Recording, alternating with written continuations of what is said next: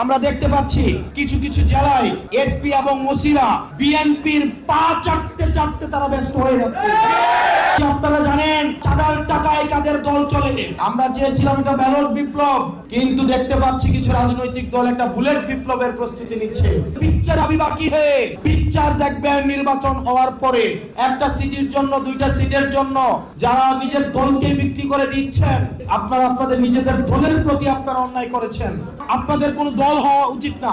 আপনারা বিএনপিরও না, জামাতেরও না, আপনারা কোনো রাজনৈতিক দলেরও না, এনসিপির না, আপনারা হচ্ছেন বাংলাদেশের। সুতরাং প্রশাসন এবং পুলিশকে বলবো আপনারা নিরপেক্ষ অবস্থান বজায় রাখুন। অত্যন্ত দুর্ভাগ্যজনক বিষয় হচ্ছে আমরা দেখতে পাচ্ছি কিছু কিছু জেলায়, কিছু কিছু জায়গায় এসপি এবং ওসিরা বিএনপির পা চাটতে চাটতে তারা ব্যস্ত হয়ে যাচ্ছে।